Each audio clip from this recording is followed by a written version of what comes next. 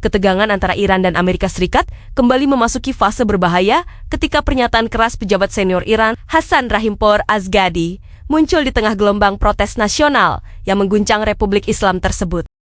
Seruan Azgadi agar Iran menangkap Donald Trump seperti yang dilakukan terhadap Presiden Venezuela Nicolas Maduro bukan sekadar ucapan emosional, melainkan refleksi dari tekanan geopolitik, krisis legitimasi internal, serta perang narasi antara Teheran dan Washington. Pada level domestik, Iran sedang berada dalam situasi rapuh. Protes yang awalnya dipicu oleh persoalan ekonomi, seperti inflasi tinggi, pengangguran, dan memburuknya daya beli, telah berkembang menjadi kritik terbuka terhadap sistem pemerintahan. Tindakan keras aparat keamanan pemadaman internet total, serta laporan korban jiwa, termasuk anak-anak, menunjukkan bahwa Iran merasa terancam secara eksistensial. Dalam kondisi seperti ini, retorika konfrontatif terhadap musuh eksternal, khususnya Amerika Serikat, menjadi instrumen klasik untuk mengalihkan kemarahan publik dan menyatukan basis pendukung ideologis.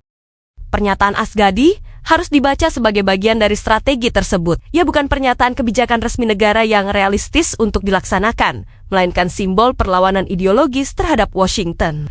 Dengan mengancam operasi di semua negara bagian dan kota AS, Azgadi sedang membangun narasi bahwa Iran bukan korban pasif, melainkan aktor yang siap membalas tekanan Amerika. Retorika ini penting bagi kelompok garis keras di Iran yang memandang setiap tekanan Barat sebagai upaya perubahan rezim. Di sisi lain, sikap Presiden Amerika Serikat Donald Trump memperlihatkan pendekatan tekanan maksimal yang dibalut bahasa ancaman. Pernyataannya bahwa Iran dalam masalah besar dan ancaman akan menyerang sangat keras di titik lemah mereka.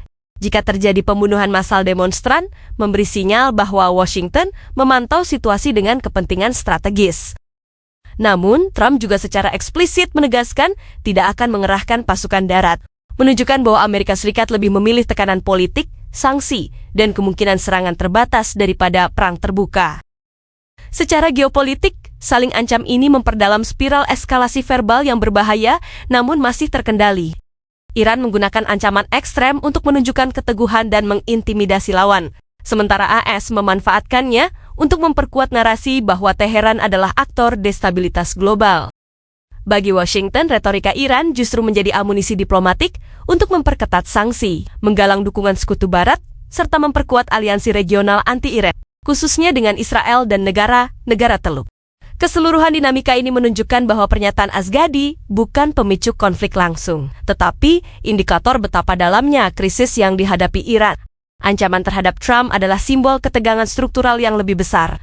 Benturan antara rezim yang berusaha bertahan dari tekanan internal dan eksternal, dan kekuatan global yang melihat momentum untuk melemahkan musuh strategisnya.